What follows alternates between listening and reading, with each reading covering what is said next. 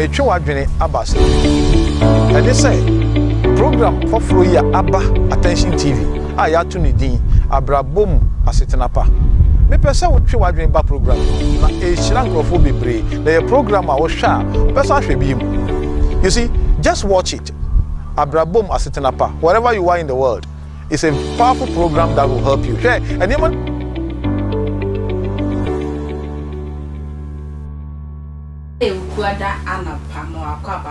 Attention TV so Jumede na ne wani busu asabe Abrabo Asetena na sabre ekwentua se maka se bebia be hye me bia frem ekwentua na mejo so fefefe ene ya chance na chese ye ba be bobo ensem na chese program ya nkrofo hwe ye fie kire pa na wo hwe course eba me so ano din nkrofo de omo ha ne omamane ede ba beto ma prono se ye hwe ne entrance ne ehu omo Abrabo no sibre na esan se program na koye Abrabo Asetena penti ye hwe ma sebi omo kaka omo no adru enu mansa ehu se ye huyansa nti ye metena ha nka na ye dede bia asa ne mu nyankrofo ebe frɛ ekwentua na wo se me de brɛ mo na ye nso ye cheche ya dwe na ye nuanu nso ye bo mo na mo nso omo hu Abrabo no Asetena pa no eye na me ka se dwuma bia so ya sen ena no pe anyway ketri service for ena so ya sen a ena na pe ye di sa dwuma di ebro na Queen Varsity Foundation so eso ya sen na so person of friend anyway for am patch of from 0548 302985 0548 302985. It's a madam upon for the nice and a madam of Dimitri Habasisia. That's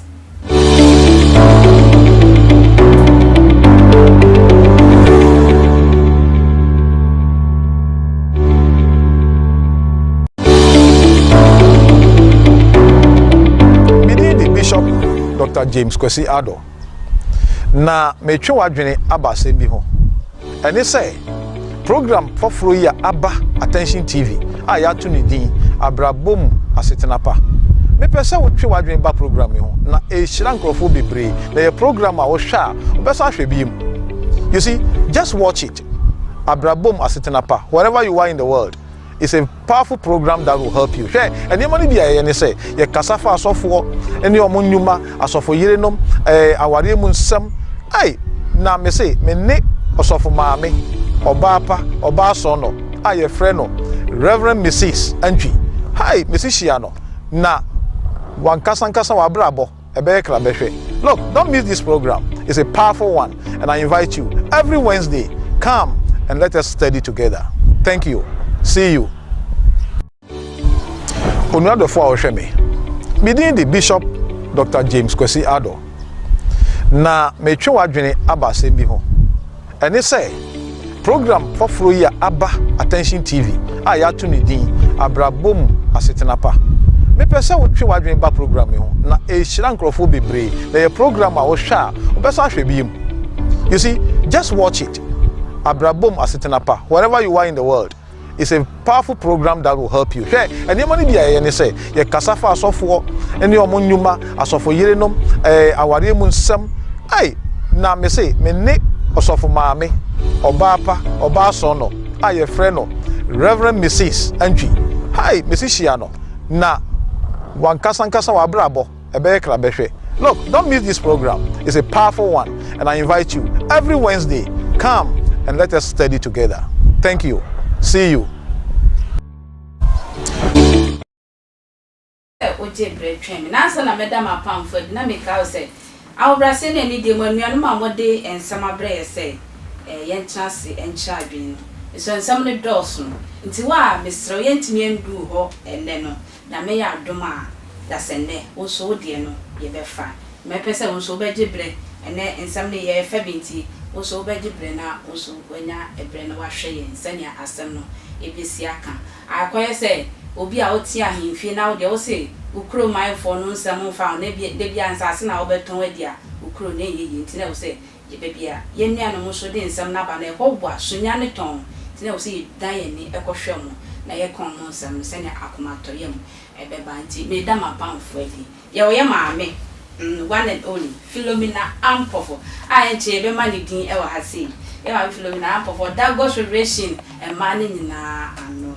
Mama Philo aqua ba. Yeah. Just a would you say ya. Say ya. And then sounds ya me Lady Reverend back up hey, Osi Pesita. Ya me Lady Reverend Mrs.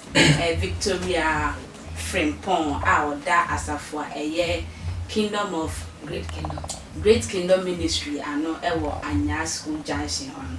Sounds so na me wo ye papa and then ye papa bo ha die. Edin no ye pon a me mechi ni nchemmes no a chirechire me mu. Say say the meja no. Ye papa ba ko prophet in no sight. Ye papa prophet. Edin a ye wo me a me beto ye. Prophet 99. That dey akwa wa. Ojo so hima. That's say na maka to say edin no meji mu nchire mu. Only problem. And they chire me dey aba. Wa ya movement na. Akwa wa bibli. Mejo so hima. That's it. The way they na no ni gusu ahwa Abrabo mu Asetena na ensem na me nua ba no e de sene me no owo echire pa owo takrade na chese omo hwe program bi wa echire omo de sabe omo ha de abre me omo wa echire pa nyame hira mo bebiri wate se mo age attention tv atuma mo hwe e de mo ha nso abedo me sanse Abrabo mu Asetena penti ye so ye bebo am na me kenkan mu kakra na fi makọ apamfo o say I am 35. He is 43. We have dated for 3 years and I have fallen deeply in love with this man. He came into my life at a time when I had given up hope of finding love because my ex broke my heart. My ex broke my heart badly and I stayed single until I met him. I trusted him a lot because our story was similar. He was also going through marriage problem. A lady married, he was also going to marry a lady and she left him. So even at first, he said he wouldn't believe in marriage again. But after meeting me, he changed his mind. This year, he told us to move to get married and he has seen my family about it. The date will be in December. Not knowing he has 2 children I didn't know about. I didn't know about. He had them in his earliest 20. And if not his cousin who told me, I wouldn't have known. His baby mama and the children are in Ghana. But he chats with them, at least. Okay, they are not in Ghana, but he chats with them. At least, I deserve to know. I was so hurt. He kept it from me. So I said I will not marry him again. He brought his elders to speak to my family to beg me. He even went to our marriage counselor to beg me.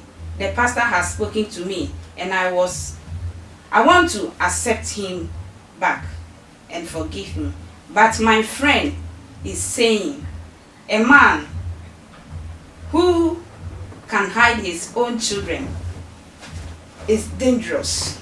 I just want to ask your readers for their opinion because I want to make the right decision. When we show them man can make an amen. And to make come a pound for and say my multi in some making kind. Now question we maybe some papa 99 straight. Who say I am na me adwuma ye say ye wo ofre when nya me afre no ye calling e bibia mu ye calling na so wo hwa wale mu a enuanom bu bre wa wale no pa ko ebi mu de koyie esi ebi mu ye bi dide awale okro ya so ebi didam wum ebi luso omo life ebi wuwu ah papa 99 oyema bacho mama kwa babiem mejo so oyema pese bibi sa se awale na ye calling na Mame ja platform kese we so me fa nchi akese e koma na Asante hine de bia me nya platform a me paibo a me sema no se wade man kwantintin na ba de ma n'enye je na mesanchia eye retired police penny Kofi Boachi so michia no na michia eye ohima timene me ma me amofefo bi so abetwam so wa he echia weke so wa hanyina michia dofo a muso manya dagie ehwe program no question na obisa me no awale enye frɛ yamfa wale enko heavy awale ho odin pa oh seriously na say me catch Kofi say masa awale ho odin se oyo ba so pepe ma ene wada sia obenya so po ba ene na have sex sia obenya ene wale ho asenti no e be kon raw but bema obeji watumi se better gate no e difficult okay bema why ready for wale no onhia oba why ready for wale oba why ready for wale no onhia bema why ready for wale gise obi edu ho dan se kire sa bema na why ready for wale no he say me fan se me wale na me po oba wale si am I ready a me pa de no me nya me hia na me pe this is be a words of mommy and obeti made the obi one say sister or very good or calm nothing na me do ma wale a ebeboa it's anybody back na me so fi say bia me pa mafa eno e different enti awale a ye wale ye ja wo kwan mu awale a ye wale a ye mu tokwa no eno normally so no me di brem kese so be ma minua asofo a omo hira awale so because se uweni a obehu se awale na oba ni bema anase fa ne se wo odihye na owom ne ye oba no fa se minute nan me di hye na owom no e ye oba wo so odihye ne ye bema se so for maame wo bema ne fro o be wale oba no efi me ministry mu aba wo nchen eti eden oba no di bema no ba be kire me se me yodifo ni weni a ese me hwe oba bema no oba ne background se awale na me bi hye oba no elkom no e be kwa wieye ana enkwa wieye ana se bema no yobi na akoma eben na na bema na akoma ben no ne saso ye den eben no ana me hwe se bema de busuamu no enu ne jam epaibo se mi odifo na se mi hu sa de no se bema ne busuamu no awale jai wo ana awale no etise wo ebusua no ana se bema no ni oba no betena obe kontem aja oba na e ka so bi be kontem se bema no betim ehum se na meka no flow yes ti se owu what does here ya wawale bi won mo wale wie na chena bema no tim no ko ana se oba no tim no ko eti we nyina no as a man of God odifo no se mimi odifo a se musa ne me nyina ansana awale no ebekoso na akoso enye cancer say ya cancer mo say me be transaction ni ma ni be wale a na e say oba fobuo ma okunu dabi hwe background no kwa ebusua no we ye sofo no ni eni so a bompa ye wura this owu this ye ne ye for say oba ne ye wo this ye o na be ma ne ye wo this ye o e na ko fa oba no enye oba bia so na be ma enu ko say wale no oba ba ko wale oba bia na osika sam aye basa wadwuma aye basa what must say eti awale no enye common and awale enye frɛ wana na mpeti enye frɛ ye nhwe ene so efa wale ye nhwe oba na ho frɛ ni form efa wale but the kasho oba na ne heart na akoma na kyerɛ ni so ni ba ntini mo ba wan check we nyina na wo se okofa oba bia keka oba fa wie no akyire no na wakonya problem ewa chiri ita wale nye frɛ awale enyame enedima enyakopon hihye se oba ne bema se timi hia na ye kambom na mo se ebusua mi no etim ase wi na mo kambom wi na mo be trante se oyere ni ko a mo be bo ebusua na mo so ma kire mo ebusua adaache no etimi akase ni pasima so bi mo ma ene ho ita wale nye frɛ enyame hihye we democracy mama democracy we kebima mke so for 99 say you calling and your friend, Mamma Joe, our lady, quay be see a penny part, your friend and your friend. And so, the radiasi or ne and quane na more dear, but they are chaye, Miss Radisha, Miss now, and then Miss Maniati, yes, she four said, ye cano, Radisha, Papa, so I mean, I'm so my program here, bus. Maybe I miss some kind of say, our lay chacha, gambling. Chacha, you too. Gambling, way to Woody and way. Oh, over to me at two, Eddie. Over to me at two. Mamma, so the for Frabbe boom and I'm a chacha. Young queen. A chacha, any say. Our layer, I can't say me. If you are Kumwa, when ya or Trema or Pim say, over Francis. Obi so Ebramo, Kekano, Quack, which need pay from my copy. I had a corner, and yet he said, I dare walk package my yakoto. Ye make an younger year, force of doing, near better than making us.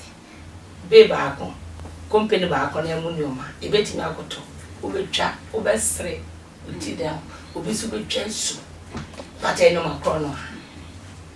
Nanny woman ye, send me chat, not a coye mamma, me only say, my idea. Adam. Nti awale ye ade a enipa mienu ate wo mo ho ase. Wo mo anyini. Nti awale nya kwala na kwa awale. Obi beti manyini, patina na adwene mo ha. Onka wale fo. Na mom ye wo so ya kwala mpo from 25 to 30. Na na adwene mo anyini edo a obeti na wale. Okay, free say e ya sendia. Na wo kwa obia so ane de yesu se me de ni modu ti mu fa mo de nti awale ya se na eye kwan tentene ne kwan no wa awale kwan nti na eni ho mankola na wo ho mampanimfo wo madwene mu edo ne wo ngeni mu te sanse kwan no wa obia ne wonim kwan ni mu nsem na emomu no se mesiesie me ho se me kwa bibi entumi sanjere the most emergency who ye nameti and say ye worry and a mawali be and the sana way. I say you should TV so we just said there film no the man no your banner then what chances our Valentina will come our fee.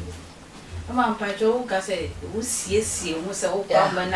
My wife found what 10 pounds may ye for this example. What found what 10 pounds or papa and let's say what your time working can have a share go be as your ma what say and just say what why you actually say obewale independent obema open obia wo de ope me pen say me ware na me mi kuna bo bra wan kra obi so pen say ni je so obewale mi kuna ko yafu enti yawo obia wo say de si pen na emo no adwene no a me mesiesie say aware na mi ko mu no mani je ho me dwade no me pe nti enfo ne problem akwa hie ma ye madwene say me share program bana mere meko adoti ma ye madwene say de wo mu bia no ma ye kra be say me face adwene no SCP enti no buri bi ntumi se sa adwene no ba sa anko ba sa na eye me say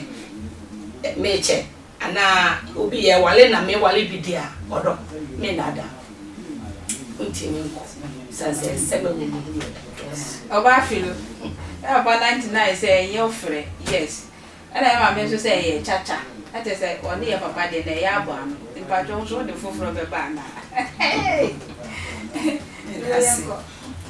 metie ahwefo nyina ene attention TV na me chia back to back ene Zion fo nyina pija no pe ni chia o me se wo hwe e papa ka sembi se ene say ye kasafa asofo ene omo nyuma asofo yire no aware mu nsam ai na me say ye ne asofo maame oba pa oba so no aye frɛ no Reverend Mrs. Antwi hi Mrs. Shiano na wankasankasa wa Abrabo ebe kra behwe. Look, don't miss this program. It's a powerful one and I invite you every Wednesday, come and let us study together.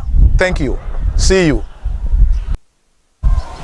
onuadofo a ohwe me midin the Bishop Dr. James Kwesi Ado na metwe wadwene aba asem bi ho ene say program foforo yi aba Attention TV a ya to ne din Abrabo mu Asetena pa me pese wo twe wadwene ba program yi ho na e hira nkrofo bebre na ye program a wo hwa obeso ahwe bi. You see, just watch it. Abrabo mu Asetena pa wherever you are in the world. It's a powerful program that will help you. Share and your money be a say ye kasafa asofo ene omo nnwuma asofo yerenom aware mu nsam ai na me say me ne osofo maame oba pa oba so no aye frɛ no Reverend Mrs. Antwi hi Mrs. Shiano na wankasankasa wa Abrabo ebe kra behwe. Look, don't miss this program. It's a powerful one and I invite you every Wednesday, come and let us study together. Thank you. See you.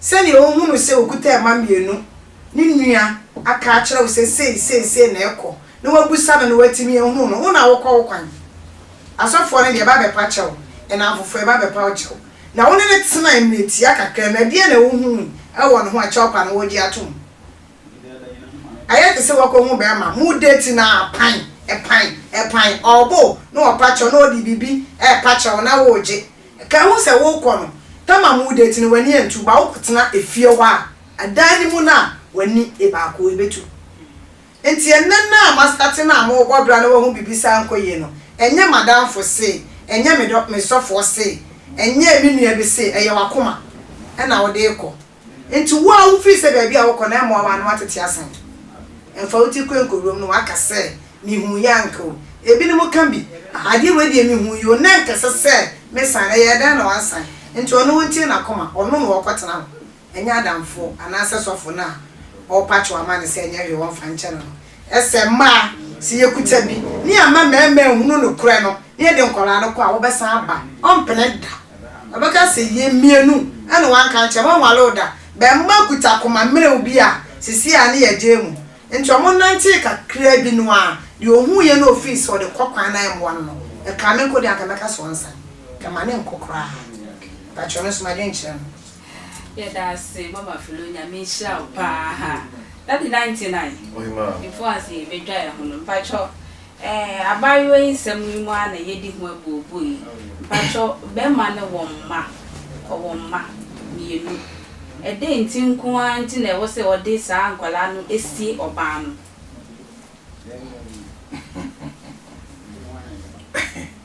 Madam, I see, let me say, Babo. My sisters pay me for a holiday by Miss Fire and Temington, my mamma's holiday. I my five friend Precomon Precom. Made us for any Yehovah Bay Prayer Ministry. I will become higher Abajina. One of me a pieball. My full name near Prophet Benjamin Nana Yapo to 2. AK Prophet 99, the youngest prophet. Baby, social media, baby, TV, so baby, me and whom Yamisham so. Let me say, Minia Bemano. And I say, yeah, Minia Bemano. By a very big mistake. Mistake, ni say, normally, yeah, Memma, so Yana Yam Pemma, one quala, baby. Normally, no. Normally, no. Yeah, Memma, yeah, Yam Pemma, one quala, baby. It is we are Bemma. Now, one quala, 4 crown. And whatever I say, 5. Maybe they may fall 2 10. Now make 5. That's in Pano of Oma may change. Omu new chain. They say, oh no, man, and Ajay.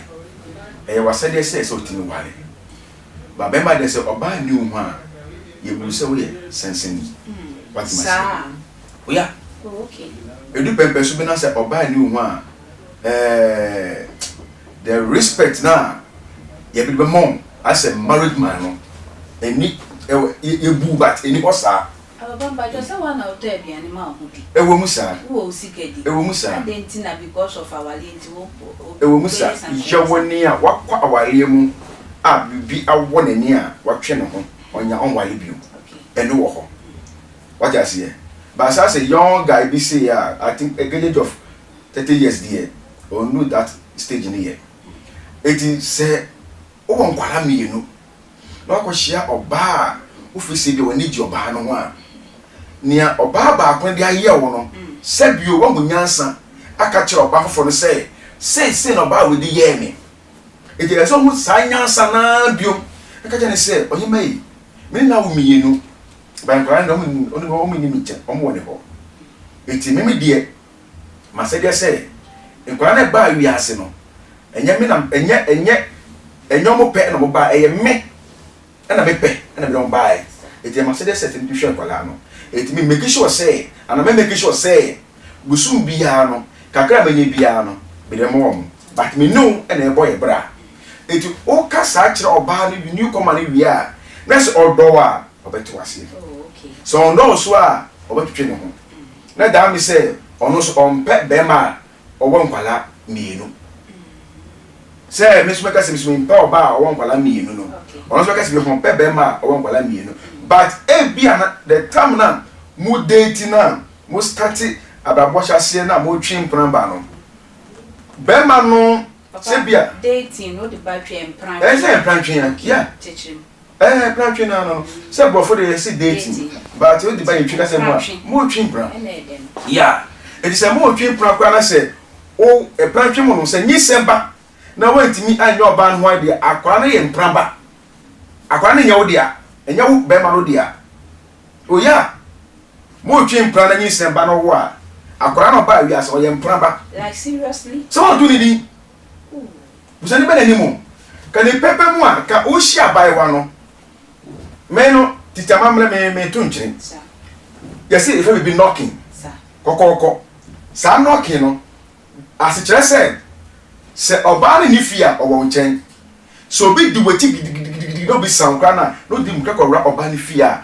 ebusafo enimo so oba ni ba nchen ni bi be ye na ebusafo nim say wudi pure water we aba o maso what must ba say bibia wo fa hwiama na wanya to fobo wa fa na bontin mo ka ne se fufulelele me bua na bibi ko to oba na okwan mu a ebusan ennimu obaka se bia o ne ma me nim da very day na ne ma me ahia ebusan no obaka se me nimu aba so onimu it is abrantie no so munyansa your oba ne la idea e so munyansa e ka che sister ne say sister no akola mi no but o me nim che pepe mo san se ka ede e kono but ohorum na one kind of krana nkyere oba no a sesie so no oba no say wo oba no wo godi mu ne ho godi mu because na etem say wo godi mu say ono have sex ono wada enya baako enya mienu enya miensa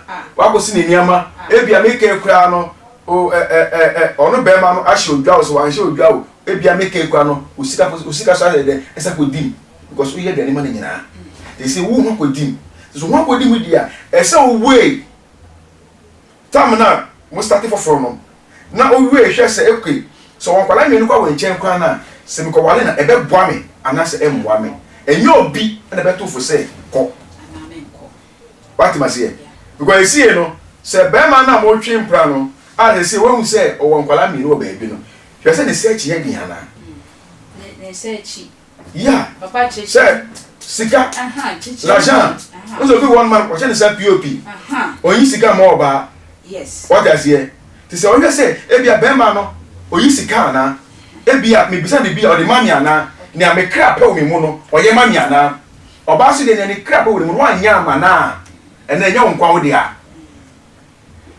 oba ni crap no wa anya ama na enya wonkwa wo de a edi ni a obis ono oba again na ka so bisa no say ni a me crap no ti me mu epa na me bisa be ma na o de mami ana o hwe me ye ana so hwe o ye dia forgetting about nkwala me no na wa de wa wo no na mo kwatena because obeti ma show yes but so hwe o ye dia me for so okay ena oduti ko wure mu a me ma me ka se bi wa be ma won na twi mpra na kakra otuni sa no bo wasoma o wale obebo be ma won na twi mpra na ne se chi adin onyi sika ma tentem ana se obisa na de ko twitwi ne ho a o wale wa punishment west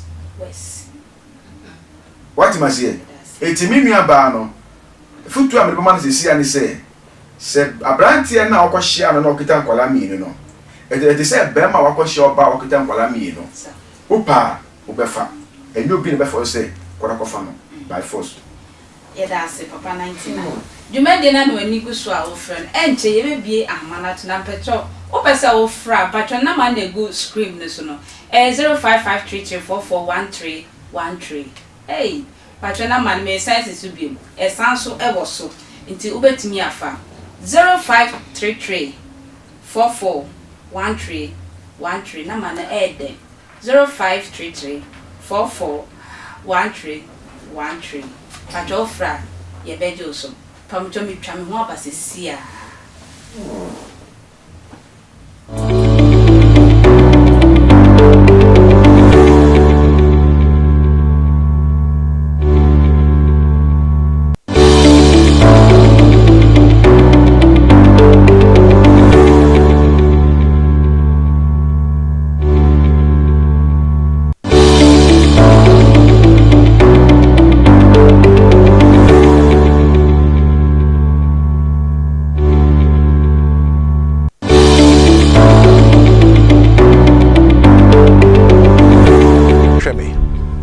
the Bishop Dr. James Kwesi Ado na metwe wadwene abase bi ho ene say program foforo ya aba Attention TV a ya to ne din Abrabo Asetena pa me pese wotwe wadwene ba program ho na e hira nkrofo bebre na ye program a wo hwa obeso ahwe biem.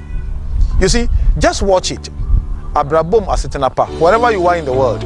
It's a powerful program that will help you. Share and your money be a say ye kasafa asofo eni omunyuma asofo yerenom aware mu nsam ai na me say me ne osofo maame obapa obaso no aye frɛ no Reverend Mrs. Antwi hi Mrs. Shiano na wankasankasa wa Abrabo ebe kra behwe. Look, don't miss this program. It's a powerful one and I invite you every Wednesday. Come and let us study together. Thank you. See you. Onuado for our sheme. Midin the Bishop Dr. James Kwesi Ado. Na metwe wadwene abase bi ho.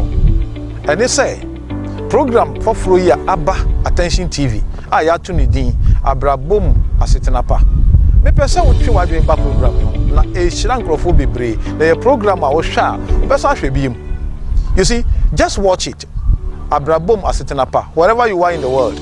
It's a powerful program that will help you. Share and your money be a say ye kasafa asofo eni omunyuma asofo yerenom aware mu nsam ai na me say me ne osofo maame obapa obaso no aye frɛ no Reverend Mrs. Antwi hi Mrs. Shiano na wankasankasa wa Abrabo ebe kra behwe. Look, don't miss this program. It's a powerful one and I invite you every Wednesday. Come and let us study together. Thank you. See you. Onuado for our sheme. Midin the Bishop Dr. James Kwesi Ado. Na metwe wadwene abase bi ho. Ene say program foforo ya aba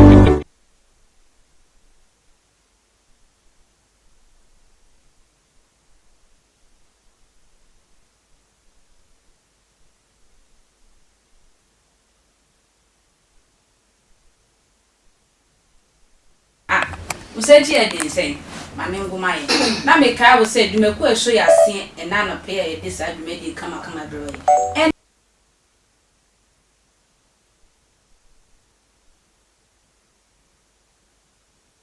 ye she top papa call them now over from what 0548 302985 0548 302985 mama o say e papa so a Canadian na maybe say or say so ba no hwe na say o hwe sa na ema nyina na say be boa na onko na nieti a me person bisa say bia na bra no enye odom broso no do sister ntia ode nkwala no esia na bia na ye odom broso no betimi aba okay is bia be man no share say ntia say no say be bia din kai break on and obey baby so obey bia break case tina be man na dey say ka on one repeat but we share oba we ni ye ne nkomodi no ema na koma sa to ne ye so be sa ware nti be de na ka me hu from so e wo ho se ka ontumi nka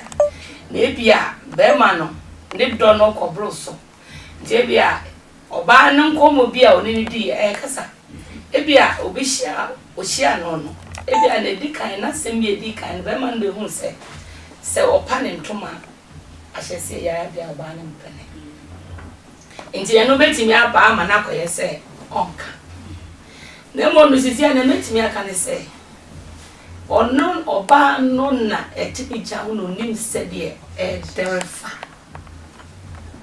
se one na 3 years even be one na te acha be 1 to 2 months so mo said what okay makoma pe manage him wo show be one day wo to penasem emfa one said what bia open sa ewo ena ye wo bibia mehwehwe se nipa no obeya amame asana mado eno so nti no oba no hia no odo no se odo no ena ohun se be ma ba ko ne beki no but we no se de ni su ne nkasa ye na de ye tie no ma na ni che na ko ma to de ye ne mbomo no we na be hye ho na se nua no eno sa kesi nti me de kan ya metimi aka ne se me nua ba ne hye ne tintim enkosi ta eti sa hye de upon baby wo no ma enye de nti so obenya ni na femfrem pa de me ka che ne se oboa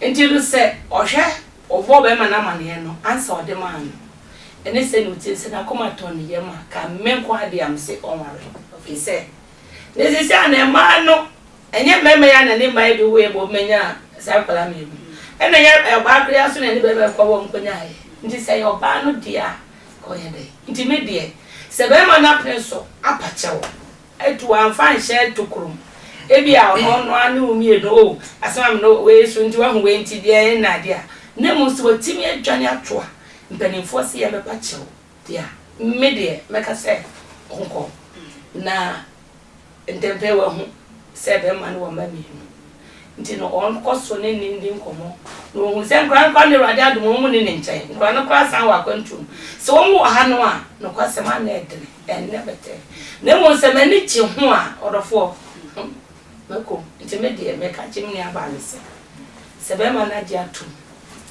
na se ne to na ko ma me no dia na ko ma to ne ye mo be ma no ho ni sika semmo ne nnamu enne mu no ma pato nko ana ennam no ma enne chechire because enne de wa walela ennam say asa mi kwashe mi de mamada da bi se anya da ne da o nti ennam be ma sisi mu omre ontimi nko lonje ni yi ospakika no bosu ba ko na ekiyo na be sinko nti eno ne nnam ti makama no ma wanti mi anka da bi sa 99 na aka za o bi sa me me say sani ndamu na ni ji ho okay kwa be ma no faso ni hia wonde mu so oba na akoma to ne yem ho be ma na no kasa e ma na akoma to ne yem wo mo ana wo mtu se bia bibiasi afonso bi aba kwa be ma no faso ma no yi na no no na ni ji ho a me do meka chene se onko eno ne ade aye hwehwe se no ma we wo honko ade a ne money don't forget democracy ebia na filodie na dream ene ne mo na ohima na empemu na no yakobon wanya boni o why mistake baby o debi agro mo de sa mo de pa se wa sha bi mo de e menya so bi he e ti sa pe de po me virgin ye be bon pa ya ma ntro be sha pe 99 ha so ye mani 100 debi onya so me yakobon enye pe amen 99 na wa na me bo it be a virgin mama filo empacho unyi ni say suro binti ne ma no edi sa nkwale esi ya na esuro kakra wo because ebia na odon no me da ase ebetimi aba se esuro kakra wo nti na ebia o disi ese ne wo kan nanso no omuhu wo mo no na afane no mi enu nya na obi a wo problem makopem na maba nso akopem ene edi nkomo na ehu se na kosua bibi na nso asua bi de betimi de abobra nti ntempa na na ese se obo ba no amane enne nkora ne maame no nkora no mu ye mienu nkora ne maame no so no onu omudi nkomo omo chate day and night ntu be de ho se ewo mu ana so ba ne be fa ne de ne kwai mi tu kwan ya waye sisi ya na owo mienu na awanka oto no ma wasi mani abrocha kwantire na okwa na okọ na ofra ka cho se we de me sorry se ne nkora ne tie ne mintimi eni ade ne nti no me ne my wife ya kan bo ma na oba no so na oye de nti ese onu tie de na koma be ka kire no ese o tie de akoma ka odi akoma na chi ono na oko ti ese odi akoma na chi so line no na a good scream na so no pesa on fra daddy 99 oh ma after na nka me ba chatting no so any problem oba woni na atwam woni na atwiso abie nkola abam na still woni na who say mistake bi ya ba baby wa ha mine no ya ye mistake bi wa ha oba woni na atwa wo mu se nkola wo mu die den ya oba fe na brofo na ocho se chat as say chat upon chat koso nti be ma no ohwi akoma no eni tusa enu ma mienu ni nyina ho aso obo ha bisa o play game sometimes no yeah me ma no okay yeah what the kind of idea we team say it me sure baby because sister me nya ka me ne be wo kake oh yeah eh me sra wo ha nya bra na mo hu nsema na epie wo ha ho fenti be na bi wo di sina bi princess sister me chi na ma hwe na wa wo me ne wo kake yanko ye ni eti ebeta ba na se bia bra no na adwen mo no ohu le di no hwe na ho fe ne beauty nti no opene ye mba keke onko fa awale ana be me bia ni wiase a obe hye obaka se bia ma ye twimpra na ye njai ana ma ye twimpra so kasa umba thank you oban bega se na wonya ba adwemba akola kitwa kura 15 years ko kaso me na tene ka se penu kura ka se me walo terms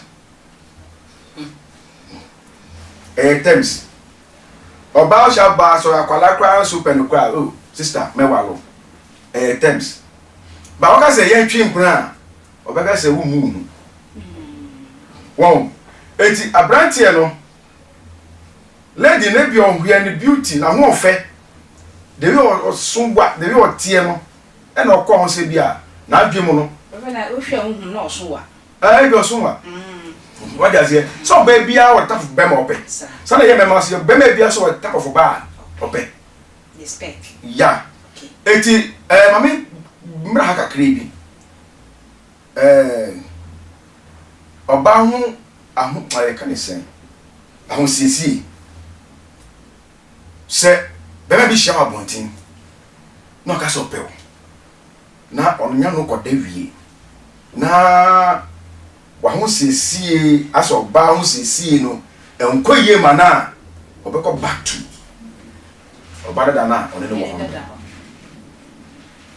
because wa hu sisi no enkoye ti debia me kama sem se oba se di suban ni nyeme bebre tu nchen a so wa wale be gina enije baba wa wale mu be ma be do obegu ni sem oyi bi mo ade ko ndwen ho a efi wase ehona efi wase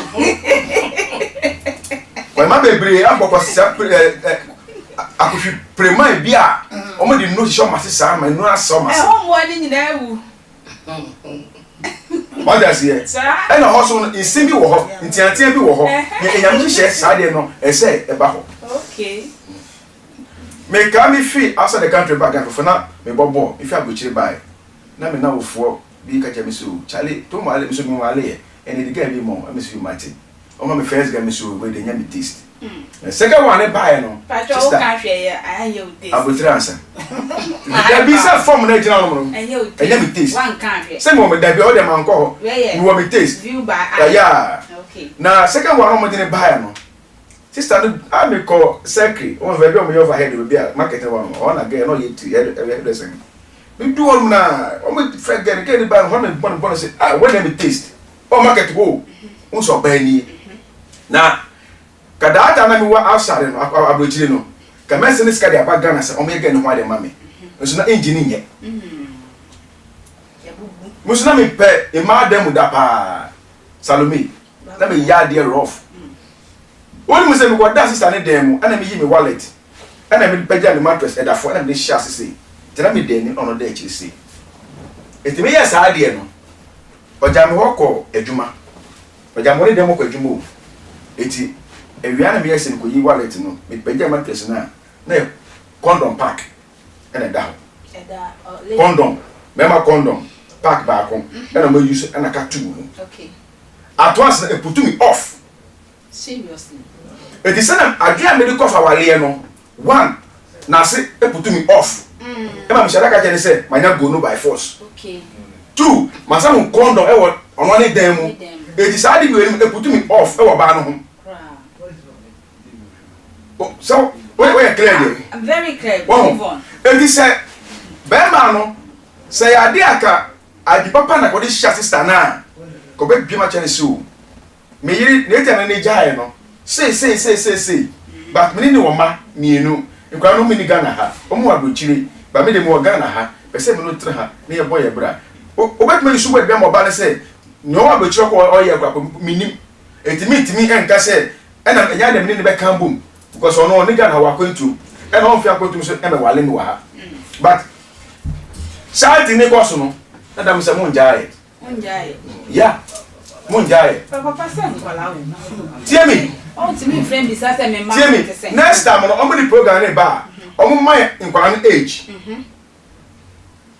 Akwala me nante na me tuwe.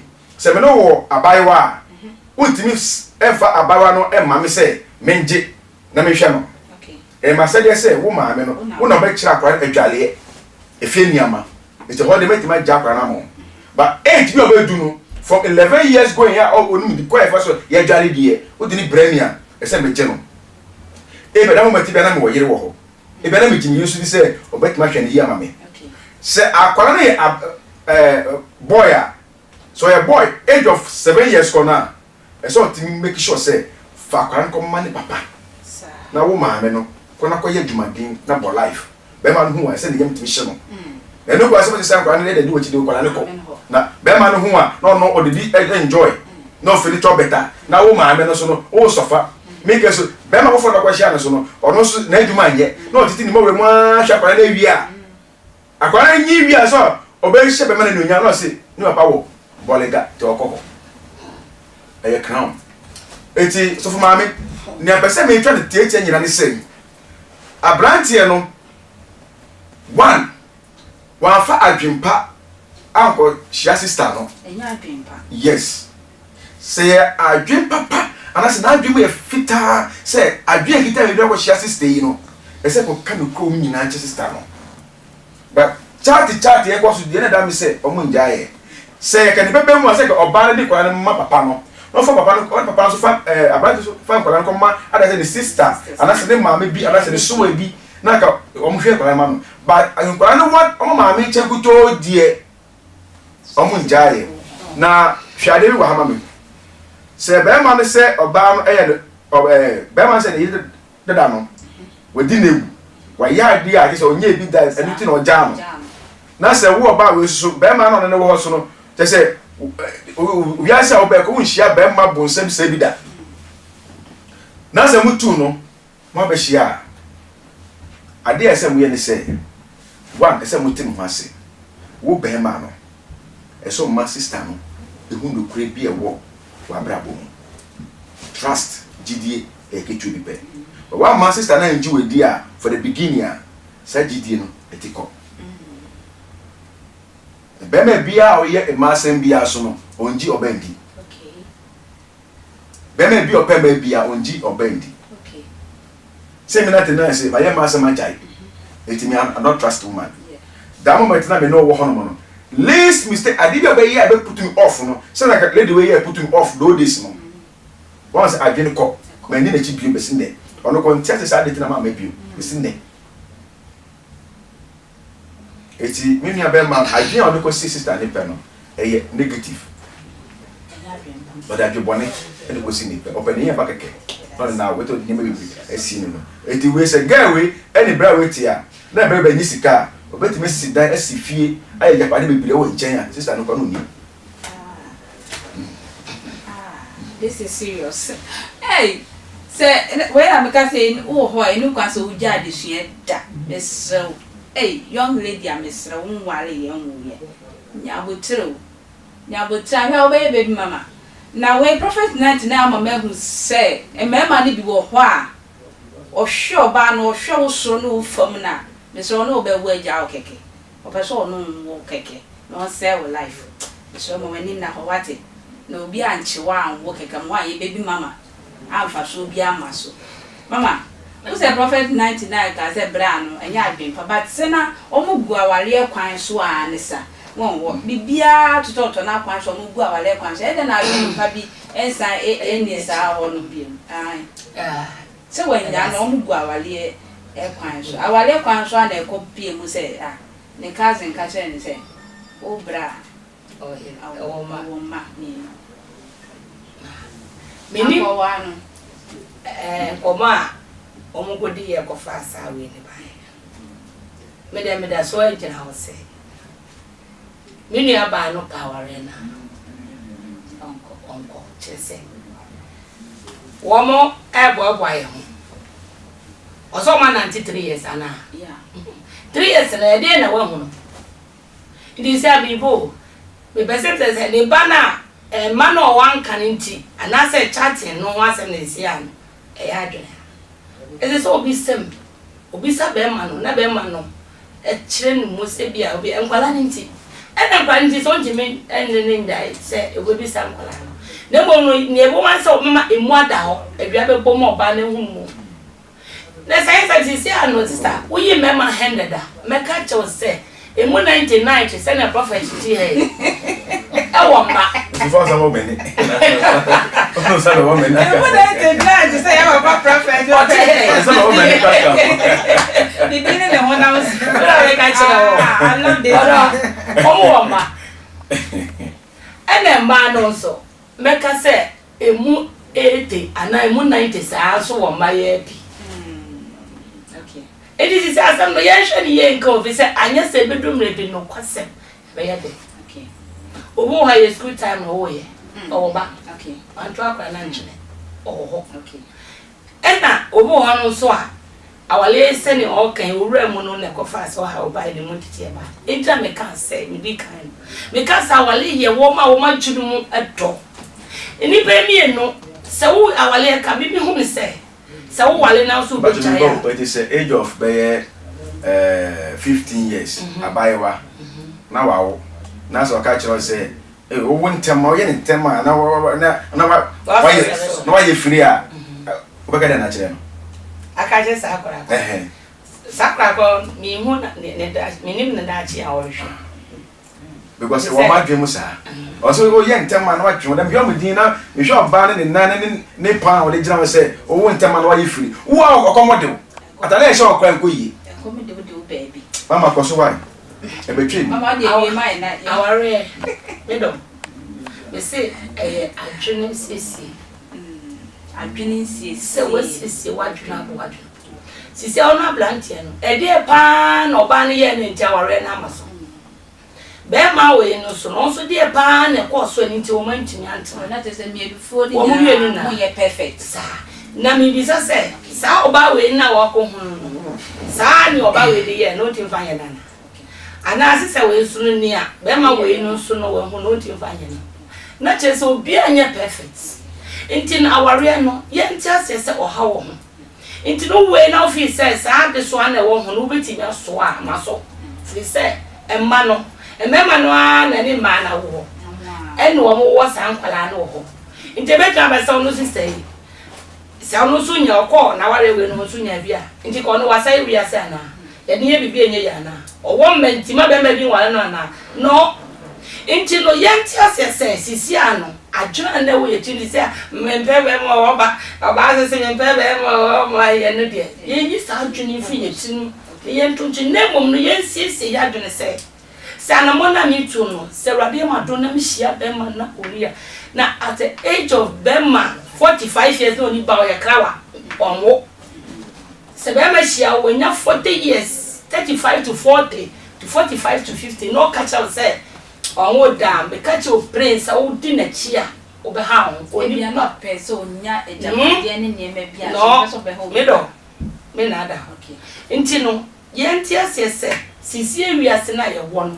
ye nye ya dwen ma ne mema ne na ya dwen ye se ye nyina aka na aba ne mu petrol ne gum bottle na esi won nti aso na wo so na no a nti no me nya ma me se me aware na me kom no eye danya metuma go hia mema wo ma na wo ma no metimi ahye wo mo metimi ni nkola na be ye baako metimi ni nkola ne papa no atena se me we me mu na metimi a emfa wo ne hihye wo ho nkola ni mu ade o metimi nkola ni be wo mani so ade o ene kwa me me fa so no ma dan na nkola we no mama be ye me bia aba me be aja tu de no no mi wura mo no minim sa sa de no ho a me kwa metimi ba se me ma dwere se mi mpe be mo wo mama me papa me se wo bo anti mi aba no me de onni ni be ma ne nkasa yie no on si ni sunni anti na se se on pese obere no baka je so ko na ye dada na emom so be pene se aware no wo mienu no hia no wo yakọ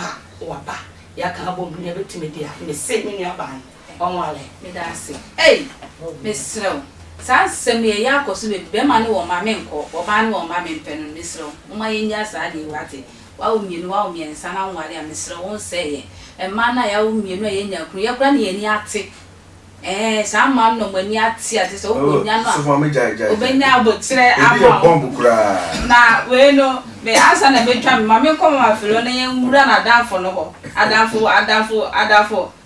ba jo na awo no o ma me no o sister no de nti na o se o kire no nti ye ko na danfo ne se be ma ni dangerous o de nkwala na sie ne de nti be ma we ko wale na dachi o de asibegu wa ya ase nti o me nkwa wale no adamfo wo right is mama adamfo no da se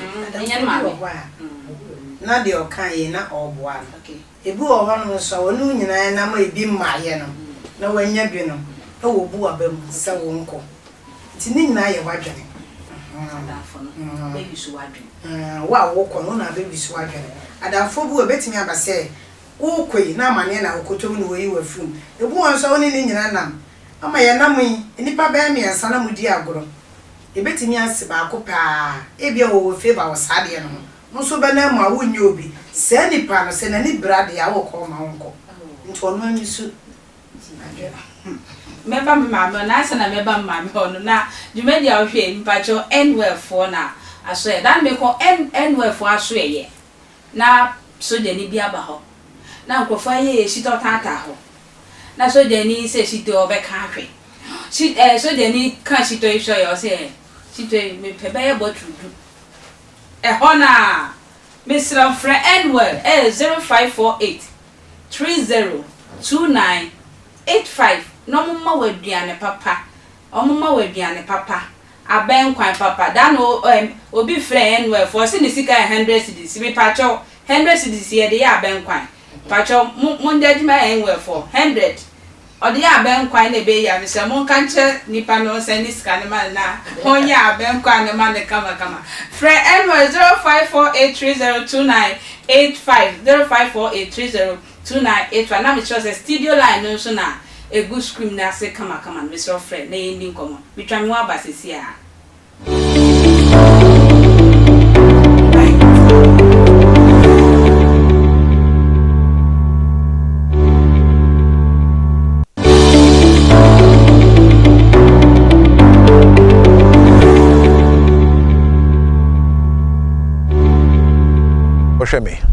Bidin the Bishop Dr. James Kwesi Ado na metwe wadwene abase bi ho ene say program foforo ya aba Attention TV a ya to ni din Abrabo Asetena pa me pese wo twe wadwene ba program ho na e hira nkrofo bebre na ye program a wo hwa obeso ahwe bi mu. You see, just watch it. Abrabo Asetena pa wherever you are in the world. It's a powerful program that will help you. Share and money be a say ye kasafa asofo eni omonyuma asofo yerenom aware munsam ai na me say me ne osofo maame obapa obaso no aye frɛ no Reverend Mrs. Antwi hi Mrs. Shiano na wankasankasa wa Abrabo ebe kra behwe. Look, don't miss this program. It's a powerful one and I invite you every Wednesday Come and let us study together. Thank you. See you. Onuadofo Osheme. Bidin the Bishop Dr. James Kwesi Ado. Na metwe wadwene abase bi ho. Ene say program for free aba Attention TV. Ya to ni din Abrabo Asetena pa. Me pese wotwe wadwene ba program ho. Na ehira nkrofo bebre. Na ye program a wo hwa, obeso ahwe bi mu. You see, just watch it. Abrabo Asetena pa. Wherever you are in the world, it's a powerful program that will help you. Share. And your money be a say, ye kasafa asofo, any omunyuma, asofo yerenom, awari munsam. Ay, na me say, me ne osofo maame, obapa, obasono, ye freno, Reverend Mrs. Entry. Hi, Mrs. Shiano.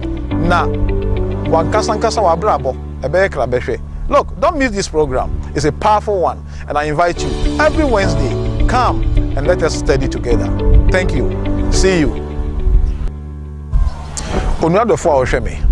Bidin the Bishop Dr. James Kwesi Ado. Na metwe wadwene abase bi ho. Ene say program for free aba Attention TV. Ya to ni din Abrabo.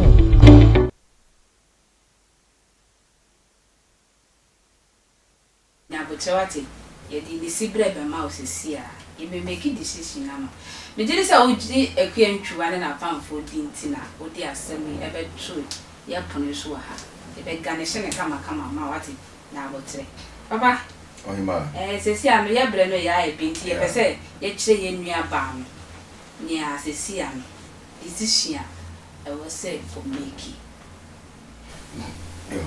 na mesro se chopa na ekwe no emusem no ewu mu no se so say asofo ni counselors for nyina de pacho abeba sesi a na danfo no ona e confuse ni kakra ni a metimi aka ni se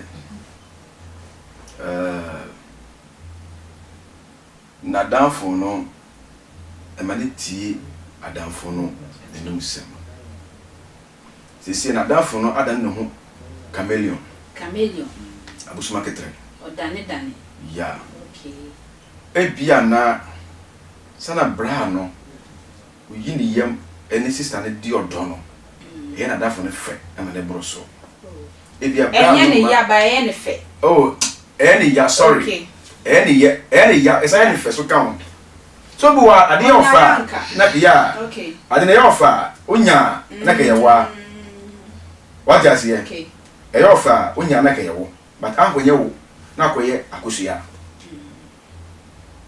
what must say akoye akosua the side ono so betime tutu egum say side a onja bra no ebia na bra no kwa no ohwe sister ne kama ohwe ne kama no pebia no odi ma no but sa portion ni pe na bra no antini ama no kwadi andedi wo iti mesre mi nua ba ne se yesi antremu ide ni pepe mu no me ma me bisa sembi ne o ma tramba 3 years o hwe sa years dodo na mo tran no no sisi ne me bi no we ne me bi no yibi fi no fe mi be shim no hwe se oni na Asetena no ekoyie wo sa 3 years no mo anas ankoyie se ekoyie dia onko back se ma me ka no sa ankoyie dia ontwe no because se odiniti go remu wia ochina no e di problem kese e be bre no na ade a me ya bebire wo ma bebire hu ni se mema miensa na be so pa ne odi kan ba first one mempe second one mempe third one mempe ebia na mo nyefe ebia na type of be ma open na nyese enye no bi na ni sa be ma na e bae no o se mempe but ebia na Yankopon so share so say sa ne part 2 na edika ba no edika ba first no ono so ni be ma obetin any wide abobra osu what we na kofa ni awu kra se pe no na wafa wi dia o me fish was say nsuo no obanu musa was ono no gina isu ni finfin no ne nkwan isu ni fa so ye den eyiri fa no hu fa ti but no matter what is bia no eso mu say eden a eduro no obanu papa fantia eto aso eti mechia obi bia na me phone number so tudwa Prophet 99 me call platform so a me madom sonko o frame me so wa bruchiri na o frame me o do picture e be send me me ko hinta sem nyina a kire o bisa me boss be ka kire me sa na me adwuma o wa Ghana ha de a hwe ma kire kwan abekuma ha ya me for picture send me oni abruchiri number ne 0249 05 0278 0249 05 0278 but all outside the country there o number ne 0550 50 1086 0550 50 1086 Sawale sem krata sem adwuma sem osunda bi na so ntia se na echi usu bia ofro di for 99 a meje usu emi fa nye sika sem hwe ma kire kwan we de na me so e de aje o e me kan Yesu maya e be sa hia ni me di ni awon ye tia e de rade ase ade me fe we rade on se adwene rade amfa ma ba akofo na obi nko no wonkoche na mom na adwene da ni pebi ati enna bibiye wo na wo tinka obe metimi adodo se oh for me ade yo but said ye meti no wonte ne sa enti no mi aba no ono enna wo tu sa na mo no mfie miensa oni be ma nante ensem a mo di nkomo mo konto kwa ma ensem bebe sa 3 years no ne ye wo ma no onfa na danfo no ye ma flo ka bi se ebetu abasa na obo anan ebetu abasa se oyi na flo a obi mu ebetu abaso se obo na de pa bi so ato akye eno ti ono so ti se na dwene ye na opne so a obedi nkunim nti se futu we me de ma ye ma ni mema nyina ye nti asese emre ni enna ekono ebi asesisa first akola bia oba at the age of 25 maybe ekufie kosre na ya warewo and then say no money ni ho nti nano say na akola me ni makola 13 years oba ebi an ma me baje no betuma tron school so nti say ni pe obe hu no be yi no bia baka se oni ba ato oba hye ho wona ma ne nche nti eye komo anya dia ehu sisi awiase we ma ye wo no nti ni obo obemo ye mfa nhye ya dwunu se asase we eti so no sisi ano ne yakono no nti ni me pawale no me ye ne dai mi sese madwen se me koto se be ma no ba mi nsa hode metumi na nante eti awa be ma no so sa se be ma sa wo se oba na mpe no a wo no be ma no enye on be ma na ne sa oba akọ no wo ya na nti ni na ya se ma akọ nti bi nua ba me de metimi aka ne se mfie miensa oni be ma nante bi wo hu no wa bebre 3 years se ne re no wo hu se oda so do no e wo ho se nti sa na hu se dada be di wo na betimi wa ko ba akwa hwe wo hu so the second way say one kasa wa twene no o mindset na da utim sesie ni yie se rade wa dom na wo betimi akọ emwa wa me ka cho se kwa ma ha wadamfo na sister ya wa ha nti na ono ankasa de ya ka kire ni o sesi erade nhira ya papa back to back wo nya menam so a sisi ai odi ye pie em say me da o pie bi kra great kingdom ano ye wo beseda wo se na chi wo kan tamanto me trope bed sheets towels curtains bed spreader me phone number is 0246 159361 ufra baby I want to perceive bibi shia wa beba upese chira wa bia won so a ebe mo aba mi chia kantafo ina Anita ene Sefia me papa ofata ona nya me na me so ane odi medu bebe no di ona na ere e ka se radi sham no ayom kase e wo Yesu di amen oba akofi ne ma tudu fo mu se wo sha